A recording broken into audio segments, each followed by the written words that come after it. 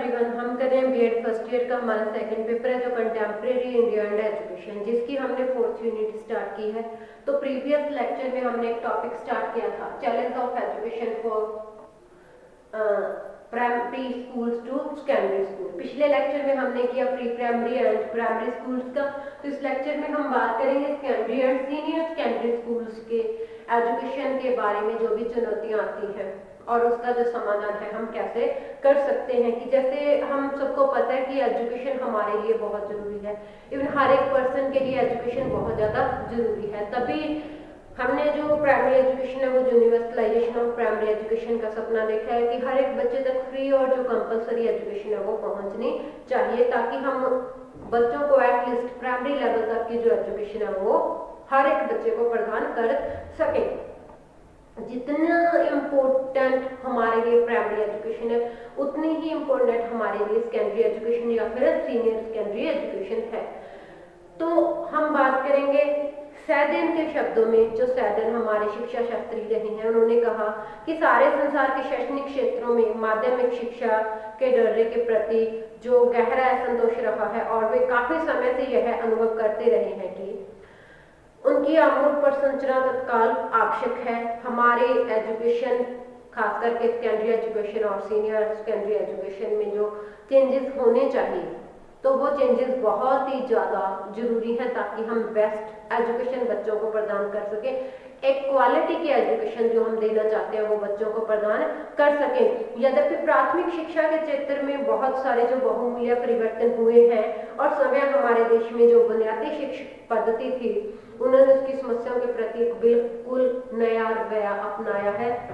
हमारे primary education को लेकर बहुत सारी जो मॉडिफिकेशंस है वो की गई है, पर माध्यमिक शिक्षा है जो वो अभी तक भी संतोषजनक स्तर पर नहीं पहुंची है। जिस तरीके से उसमें क्वालिटेटिव जो चेंजेस हैं होने चाहिए थे वो उस प्रकार से नहीं हुए हैं।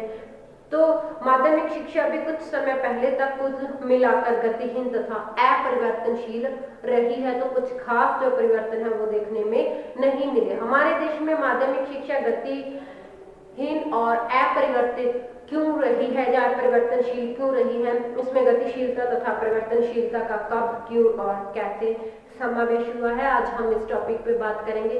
सबसे पहले हम बात करते हैं प्रेजेंट जो पोजीशन है, जो सिचुएशन है सेकेंडरी एजुकेशन की हमारे देश में वो कैसी रही है। राष्ट्रीय शिक्षा नीति 1986 जो हमारी नेशनल एजुकेशन पॉलिसी बनी थी 1986 में, उसमें इस बात पर बल दिया गया था कि माध्यमिक शिक्षा की सुलभता को विस्तृत किया जाएगा, ताकि वर्तमान समय में जिन क्षेत्रों को एजुकेशन में शामिल नहीं किया गया है उन क्षेत्रों को आने वाले वर्षों में एजुकेशन में शामिल किया जा सके। वर्ष 1987 और 88 की बात करें अगर तो 1987 से 1988 से 1990 और 1991 की जो अवधि रही है उसके दौरान माध्यमिक तथा उच्च माध्यमिक सेकेंडरी एजुकेशन तथा सीनियर सेकेंडरी एजुकेशन थी जो स्कूलों और जो छात्र है उसमें पर्याप्त वृद्धि हुई है। बहुत सारे जो नए स्कूल हैं वो खोले जा चुके हैं। बढ़ती हुई जनसंख्या के साथ साथ जो स्कूल्स में स्टूडेंट्स की संख्या है, जो छात्रों की संख्या वो दिन प्रतिदिन बढ़ती जा रही है, जिसके लिए हमें पर्याप्त मात्रा में स्कूल की जरूरत है और पर्याप्त मात्रा में जो ट्रेंड टीचर है उसकी भी हमें जरूरत है। लेकिन अभी तक हम उस चीज को कंप्लीट नहीं कर पाए हैं। बहुत सारे स्कूल्स ऐसे हैं जो अभी भी जो ट्रेंड टीचर्स हैं उसकी कमी से जूझ रहे हैं। तो इस अवधि के दौरान की अगर बात करें हम, माध्यमिक स्तर पर जो 16.8% और जो सीनियर सेकेंडरी स्तर पर 17.6% जो वृद्धि हुई है। अगर हम बात करें छात्रों की वृद्धि की, स्कूल्स और छात्रों की वृद्धि की बात करें तो हमारी इतनी सेकेंडरी स्कूल पर और सीनियर सेकेंडरी स्कूल में वृद्धि हो चुकी है। और इस कार्य योजना के अनुकूल माध्यमिक शिक्षा को आधुनिक प्रौद्योगिकी के युग के अनुकूल बनाने पर बल दिया गया। साइंस एंड टेक्नोलॉजी पर या फिर वोकेशनल एजुकेशन पर जो ज्यादा जोर है वो दिया जा रहा है। माध्यमिक शिक्षा के व्यावसायीकरण, विज्ञान शिक्षा के गुणात्मक सुधार, योग शिक्षा, संगणक शिक्षा जनसंख्या शिक्षा, मूल पर शिक्षण, पर्यावरण शिक्षण आदि को जो सम्मिलित है वो हमारे करिकुलम में शामिल किया गया है, ताकि हम अपने स्टूडेंट्स को एक क्वालिटी की एजुकेशन वो प्रदान कर सकें।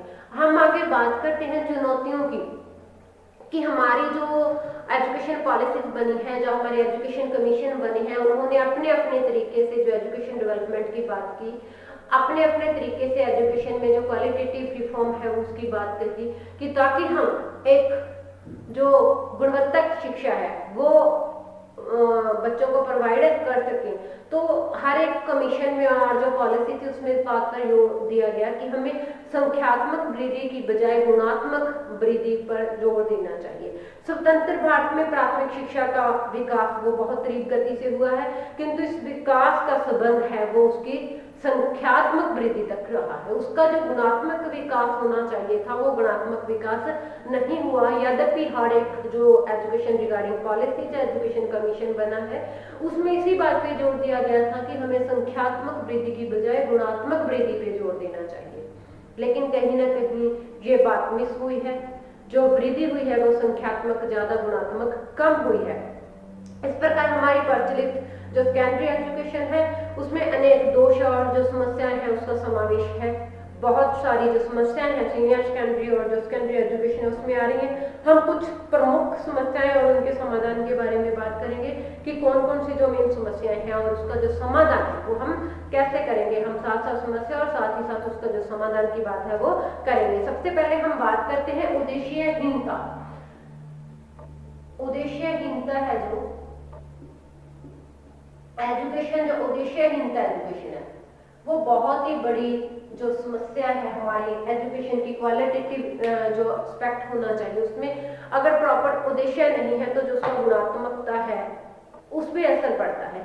हमारी माध्यमिक शिक्षा की उद्देश्यहीनता एक समय में सत्य है कि हमारी जो सेकेंडरी एजुकेशन है, जब सीनियर सेकेंडरी एजुकेशन है वो क्या है, एमलेस है, वो उद्देश्य रहित है। वस्तुतः इस शिक्षण का जो उद्देश्य प्राचीन भारत में था वही क्या है स्वाधीन भारत में भी है। माध्यमिक शिक्षा ग्रहण करने वाला जो छात्र है वो उसके केवल दो उद्देश्य होते हैं। उसका पहला जो उद्देश्य होता है उसे अपनी जो स्कूल की स्टडी कंप्लीट करके आगे कॉलेज या फिर यूनिवर्सिटी में एडमिशन लेना, और दूसरा उसका मोटिव होता है कोई छोटी मोटी नौकरी का जुगाड़ करना, तो कोई गवर्नमेंट जॉब में चले जाना। तो ये दोनों जो काम है उसके लिए छात्र ना तो अपनी हेल्थ का ध्यान रखता है, तो वो एक ही जो उद्देश्य होता है उसका भी किसी ना किसी तरीके से बुक्स पढ़े और ज्यादा से ज्यादा वो नंबर अपने परीक्षा में लेकर आए और कोई एक जो सरकारी नौकरी है वो प्राप्त कर ले। लेकिन इस बात पर जो हम कहते हैं कि एजुकेशन का जो उद्देश्य है वो होना चाहिए ऑलराउंड डेवलपमेंट। तो जो हमारी एजुकेशन है जो हम बच्चों को प्रोवाइड कर रहे हैं सेकेंडरी एजुकेशन, चाहे वो सीनियर सेकेंडरी एजुकेशन, उसमें इस उद्देश्य की प्राप्ति कहीं नहीं हो रही। जो उसका मॉरल वैल्यूज का जो डेवलपमेंट है या फिर जो उसकी फिजिकल डेवलपमेंट है वो चीजें कहीं ना कहीं मिस हो रही हैं, क्योंकि हर एक बच्चा ये सोचता है कि मैं फर्स्ट सेकंड आऊं क्लास में या फिर अपनी एक मेरिट लिस्ट में अपनी जो लेकर आऊं, अपने नंबर लेकर आऊं तो मुझे जो गवर्नमेंट जॉब है वो मिल सकेगी। इस प्रकार वो अपनी सब सुख सुविधाओं को त्याग कर अपनी स्वास्थ्य के बारे में भी ध्यान ना रखते हुए सिर्फ एक किताबी कीड़ा बना रहता है, तो अपने सब सुख सुविधाओं की आहुति देकर वो पुस्तकों की विषय सामग्री को कुशल करके अपना जो समय व्यतीत है वो करते हैं, जहां पे उनकी जो फिजिकल डेवलपमेंट है वो नहीं हो पाती। तो ये बहुत बड़ी जो चुनौती है हमारी सेकेंडरी और सीनियर सेकेंडरी एजुकेशन में। हम इसके लिए क्या काम कर सकते हैं, इसका जो समाधान है वो कैसे निकाल सकते हैं। तो इसके समाधान के लिए हमें माध्यमिक शिक्षा को उपकारी एवं गुणकारी बनाने पर जो बल है वो दिया जाना चाहिए। जो एजुकेशन के उद्देश्य है उसे हमें उसका गुणकारी या जो उपकारी है वो बनाना चाहिए।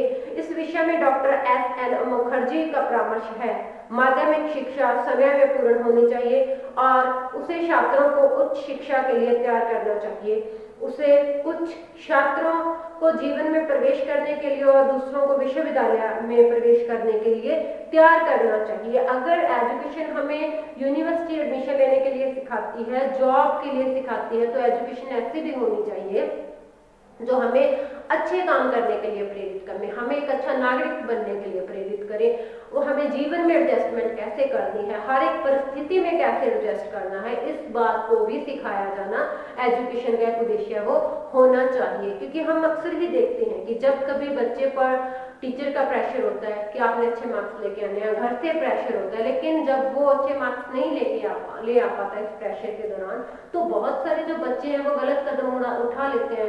कई बार क्या होता है, बच्चे सुसाइड तक कर लेते हैं। तो हमारी एजुकेशन का जो उद्देश्य है वो सिर्फ और सिर्फ अच्छे नंबर नहीं होने चाहिए, सिर्फ और सिर्फ एक जॉब नहीं होनी चाहिए, दूसरों की सेवा, जीवन में परोपकार करना, तो जीवन में उपकार करना, ये सारे भी जो उद्देश्य है वो एजुकेशन के होने चाहिए।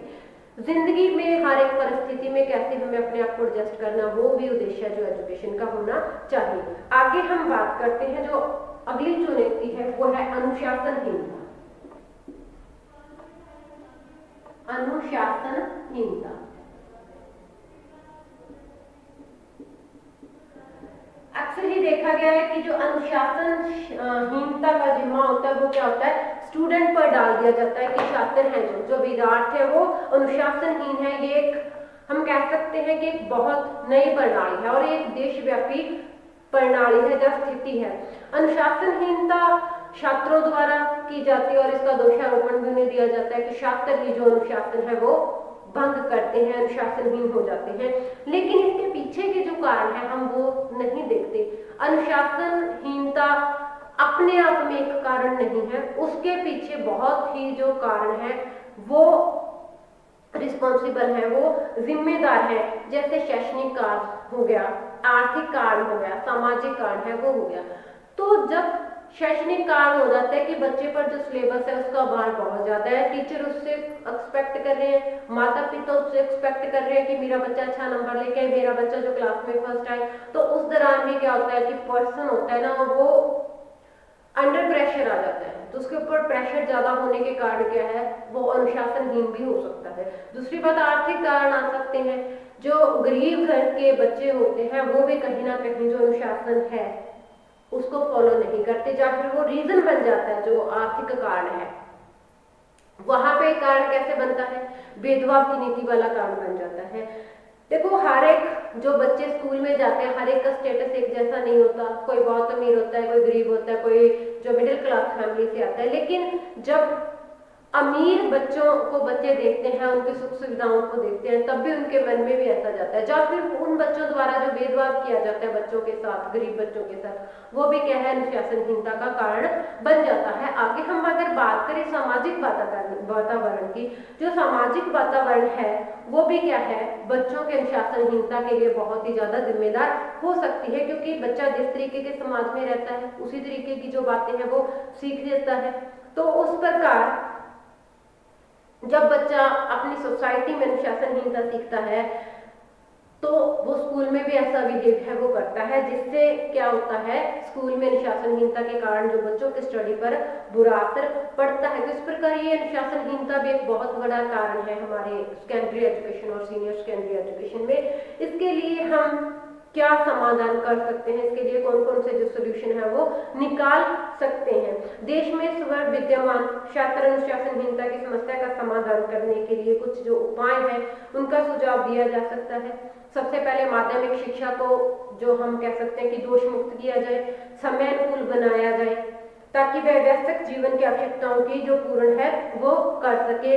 जो सिलेबस में थोड़ा इस प्रकार से चेंजेस किए जाए कि वो चाइल्ड सेंटर बन जाए, बच्चों के इंटरेस्ट के हिसाब से जो उनको सिलेबस है वो प्रोवाइड किया जाए। तो इस प्रकार हम बहुत सारे जो काम कर सकते हैं एजुकेशन की क्वालिटी में, उसमें गुणात्मक सुधार कर सकते हैं, एक्टिविटीज करवा सकते हैं बच्चों को, और सिलेबस जो करिकुलम है वो चाइल्ड सेंटर और एक्टिविटी सेंटर बनाकर हम ये अनुशासनहीनता के मुद्दे को कहीं ना कहीं खत्म करने में कामयाब हो सकते हैं। आगे हम बात करते हैं धन का अभाव, पैसे की कमी,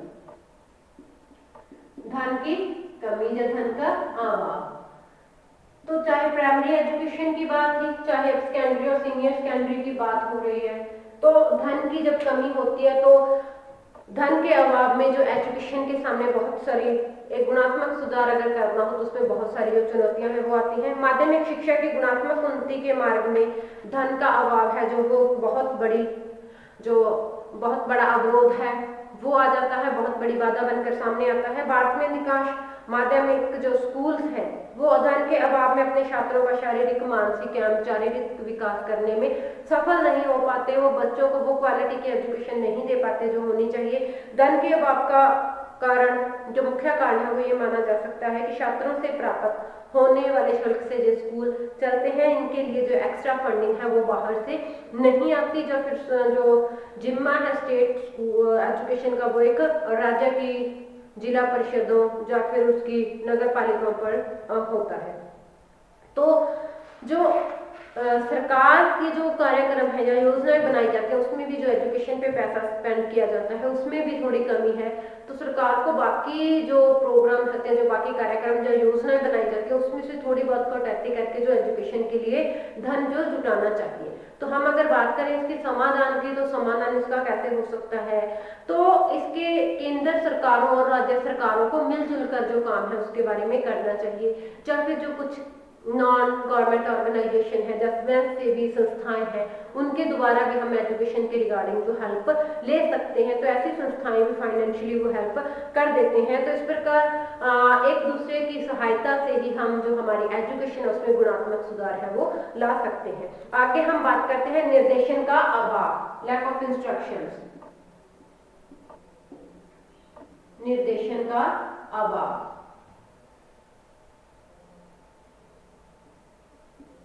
लैक ऑफ इंस्ट्रक्शंस। जब निर्देशन का अभाव होता है, जब पर्याप्त रूप में निर्देशन नहीं मिलता किसी को भी, तो वहां पे बहुत सारी जो समस्याएं वो आ जाती हैं। भारत के अनेक माध्यमिक स्कूलों में निर्देशन कार्यक्रम है उसका अभाव है। इन स्कूलों में निर्देशन न केवल छात्रों की दृष्टि से बल्कि शिक्षकों एवं प्रधानाचार्यों की दृष्टि से भी आवश्यक है। छात्रों की दृष्टि से इसलिए आवश्यक है क्योंकि अपरिपक्व मस्तिष्क होने के कारण वो अपनी क्षमता के अनुकूल जो उसके सब्जेक्ट हैं, जब पाठ्य विषयों का चयन करने में असमर्थ होते हैं। कई बार क्या होता है वो अपना जो गलत ट्रेड चूज कर लेते हैं। अगर हम बात करते हैं कि आफ्टर सेकेंडरी जब बच्चा सीनियर सेकेंडरी एजुकेशन के लिए जाता है तो उसके जो अलग अलग उसके ट्रेड उसको मिल जाते हैं। कोई बच्चा आर्ट्स में जाता है, कोई कॉमर्स लेता है, कोई मेडिकल करता है, कोई नॉन मेडिकल करता है।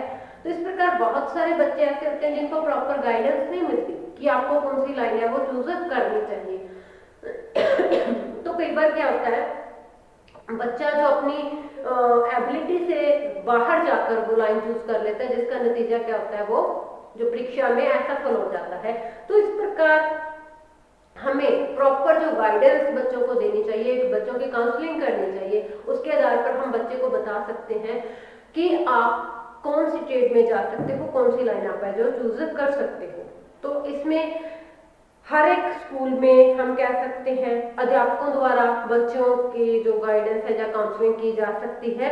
और जो कोठारी कमीशन था हमारा उसने इस बात पर बल देते हुए लिखा है कि अंतिम लक्ष्य सब माध्यमिक स्कूलों में पर्याप्त निर्देशन सेवाओं को आरंभ करना होना चाहिए कि वहाँ पे गाइडेंस एंड जो काउंसलिंग की व्यवस्था है वो हम कर सकते हैं ताकि बच्चों को में जो निर्देशन का अभाव है वो ना रहे। बच्चों को प्रॉपर रूप से गाइड किया जाए कि आप कौन सा जो ट्रेड है आगे चूज कर सकते हो। आगे हम बात करेंगे दोषपूर्ण परीक्षा प्रणाली की। दोषपूर्ण पाठ्यक्रम एवं परीक्षा प्रणाली, पाठ्यक्रम एवं परीक्षा प्रणाली। पाठ्यक्रम की बात हमने पहले भी की थी प्री स्कूल्स और प्राइमरी स्कूल्स के लिए। तो इसमें भी करते हैं कि जो पाठ्यक्रम है वो भी दोषपूर्ण है क्योंकि अभी भी जो ट्रेडिशनल करिकुलम है वही चला आ रहा है, वही जो टीचर सेंटर्ड करिकुलम बना था, जो एजुकेशन सिस्टम था वही चला आ रहा है। तो हमारे पाठ्यक्रम में भी बहुत सारे जो दोष हैं, लगभग एक शताब्दी पूर्व निर्मित किया जाने वाला पाठ्यक्रम जो अब भी संपूर्ण देश में लगभग कुछ परिवर्तनों के साथ माध्यमिक स्कूलों में प्रचलित है, उसमें जो परिवर्तन जो चेंजेस लाए जाने जरूरी थे वो चेंजेस अब तक नहीं लाए गए हैं।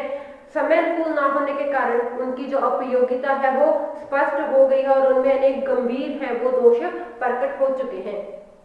तो पाठ्यक्रम की सबसे बड़ी जरूरत होती है समय को अनुकूल बनाए जाने के लिए। माध्यमिक शिक्षा आयोग ने लिखा है, जब छात्र स्कूल छोड़ते हैं तब वे समाज से असमंजसता का जो अनुभव है वो करते हैं और उनमें अपने स्थान को विश्वास एवं कुशलता से ग्रहण नहीं कर पाते। तो जो समाज में उनका जो बिहेवियर होता है, जब समाज में जो उनका स्थान होता है, तो उसे पाने के लिए वो क्या है, सामंजस्य, मतलब वो लोगों के साथ एडजस्ट नहीं कर पाते। तो इस बात का जो समाधान है वो हम कैसे कर सकते हैं? भारत में जो पाठ्यक्रम है, जो दोषपूर्ण पाठ्यक्रम प्रणाली है, उसमें हम सुधार कर सकते हैं। समय की मांग के अनुसार जो सिलेबस है वो समय अनुकूल बनाया जा सकता है। समस्त विषयों में अंत संबंध होना जरूरी होता है। जो हम पाठ्यक्रम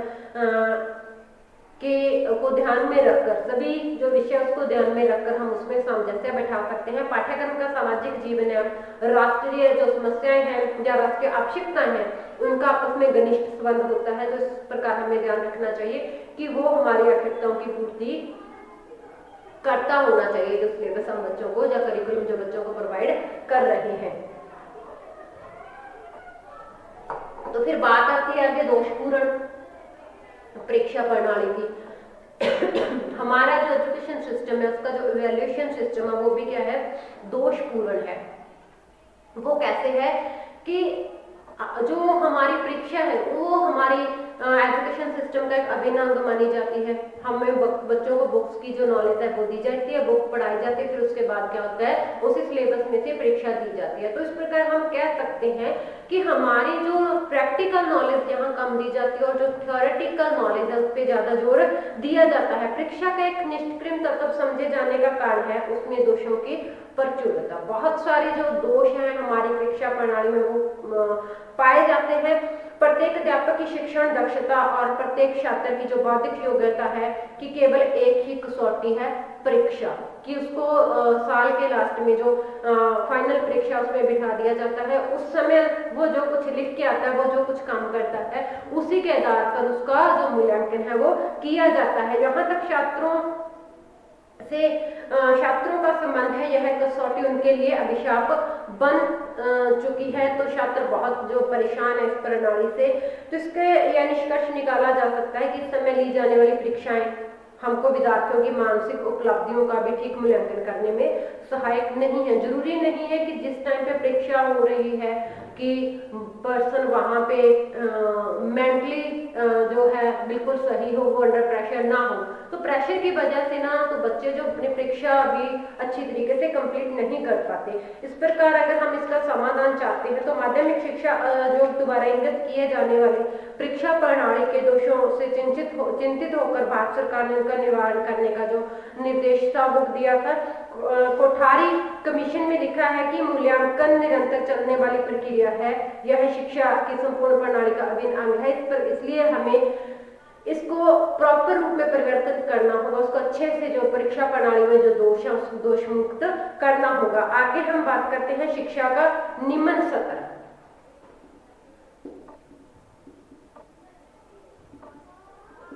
शिक्षा का निम्न सत्र कि जो एजुकेशन का सत्र है हमारे यहाँ पे, हमारे देश में एजुकेशन का एक सत्र है वो निम्न है, जो बहुत ही बड़ी समस्या है। पिछले कुछ वर्षों से माध्यमिक शिक्षा की संरचना को नवीन रूप प्रदान करने के लिए उसका जो पुनर्गठन है वो किया जा रहा है, लेकिन इस लक्ष्य की प्राप्ति के लिए उद्देश्यों, पाठ्यविधियों एवं कार्यक्रमों में अनेक परिवर्तन किए गए हैं। परिणाम स्वरूप आज के माध्यमिक स्कूल में 10 या उससे पहले के माध्यमिक स्कूल 10 या उसके पहले से माध्यमिक स्कूल नहीं है, उनको अनेक नवीन कार्य और उत्तरदायित्व वो सौंप दिए गए हैं। उनकी सफलता मुख्य 2 बातों पर निर्भर है, उपयुक्त शिक्षण विधियां और उत्साही शिक्षक। नए नए टीचिंग मेथड यूज कर अपनी टीचिंग में नए टीचिंग जो मेथड है वो यूज करके जब और जो शिक्षक हैं वो खुद को भी मोटिवेट करें एक अच्छे जो टीचिंग के लिए और जो बच्चों को एक लर्निंग के लिए वो मोटिवेट कर सकते हैं। जितना ज्यादा उत्साह टीचर को अपनी टीचिंग को लेकर है, उतने ही ज्यादा उत्साह से वो बच्चों को जो पढ़ा सकता है, उनको मोटिवेट कर सकता है एजुकेशन लेने के लिए, तो वो शिक्षा का जो स्तर है वो ऊंचा उठा सकते हैं, उसका जो स्तर है वो अच्छा बना सकते हैं। तो माध्यमिक शिक्षा आयोग ने इस संबंध में लिखा है कि हमें इस बात से अत्यधिक दुख हुआ कि शिक्षकों की सामाजिक स्थिति, वेतन और कार्य की दशाएं है वो असंतोषजनक है, उसको हमें संतोषजनक करना होगा।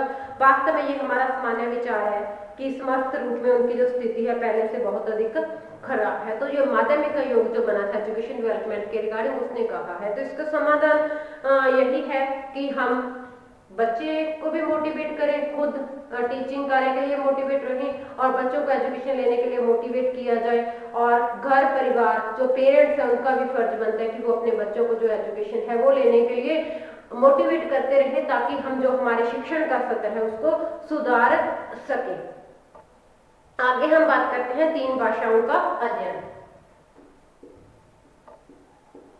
3 भाषाओं का अध्ययन, जो try language formula, 3 language formula था कि एजुकेशन में 3 भाषाओं का होना जरूरी है।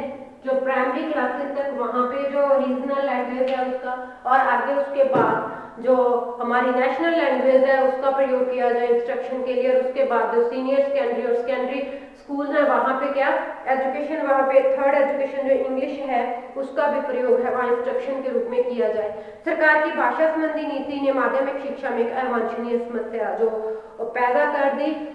कुछ सीमा तक इस नीति का सूत्रपात मुदालियर आयोग ने जो किया, उसने यह सुझाव दिया कि निम्न और उच्च माध्यमिक सत्रों पर छात्रों द्वारा 2 भाषाओं का अध्ययन। कोठारी आयोग ने सुझाव में संशोधन करके यह प्रकट किया कि निम्न माध्यमिक स्तर पर 3 भाषाओं का और उच्च माध्यमिक स्तर पर 2 भाषाओं का अध्ययन है वो किया जाए। हिंदी, अंग्रेजी और एक आधुनिक भारतीय भाषा जिसमें दक्षिण की कोई भाषा भी होनी चाहिए। तो इस प्रकार अलग अलग व्यूज थे 3 लैंग्वेज फार्मूले के लिए, जो कहीं ना कहीं आपस में मैच नहीं कर रहे थे। हर जगह पे जो 3 फार्मूला था वो लागू किया जाना एजुकेशन में एक बाधा उत्पन्न करता था। तो इसके लिए समाधान की अगर बात करें तो हम कैसे इसको समाधान, इसको जो प्रॉब्लम है वो सॉल्व कर सकते हैं। माध्यमिक शिक्षा ग्रहण करने वाले छात्रों की आजीवन आवश्यकताओं को ध्यान में रखते हुए उचित तो यही जान पड़ता है कि 2 भाषाओं का अध्ययन बहुत सही है। 2 भाषाओं का जो अध्ययन है बच्चों के लिए काफी है। तो उनके लिए 3 भाषाओं से दुष्परिणाम हो सकते हैं। तो जो अंग्रेजी भाषा है वो बच्चों को स्टार्टिंग में नहीं दी जानी चाहिए, वो बच्चों की मेंटल एबिलिटी और उनकी क्लास को ध्यान में रखते हुए हायर एजुकेशन है उसमें जो इंग्लिश की जानकारी है वो बच्चों को दे देनी चाहिए। यहाँ तक महात्मा गांधी ने कहा था कि अंग्रेजी निस्संदेह रूप से विश्व की भाषा है, अतः मैं इसे विद्यालय के पाठ्यक्रम में नहीं अपितु विश्वविद्यालय के पाठ्यक्रम में द्वितीयक जो वैकल्पिक भाषा का स्थान दूंगा। तो इस प्रकार हम कह सकते हैं कि बहुत सारी जो प्रॉब्लम है हमारे सीनियर सेकेंडरी और सेकेंडरी एजुकेशन के बीच आती हैं। तो हमने जो आज का टॉपिक था वो कंप्लीट किया है, challenge of education for secondary and senior secondary school, जिसमें हमने उसकी चुनौतियों की बात की कि यहाँ पे एजुकेशन के रिगार्डिंग कौन कौन सी चुनौतियाँ आती हैं, और साथ ही साथ उसके समाधान की बात की कि इन चुनौतियों का जो समाधान है, जो प्रॉब्लम्स है उनका जो सोल्यूशन है वो कैसे किया जा सकता है। तो आज का हमारा जो लेक्चर है यहीं पे कंप्लीट हो रहा है। तो नेक्स्ट लेक्चर में हम कोई नया टॉपिक करेंगे। आज के लिए इतना ही। Thank you, have a nice day.